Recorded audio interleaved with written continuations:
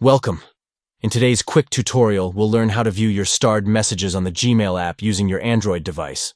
Starred messages are a great way to keep track of important conversations, and accessing them is simple. So let's get started.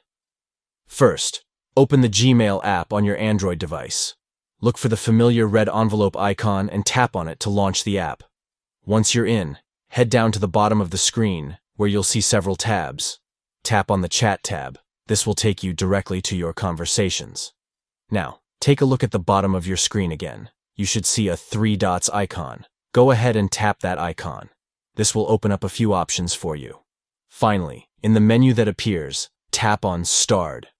And just like that, you'll see all your starred messages neatly organized for easy access. Remember, starring important messages can really help you stay on top of what matters most, whether it's a work email or a message from a friend. So don't hesitate to star those key conversations. That's it for today's quick guide on viewing starred messages in Gmail. If you found this video helpful, don't forget to give it a thumbs up and subscribe for more tips and tricks. Thanks for watching, and happy emailing.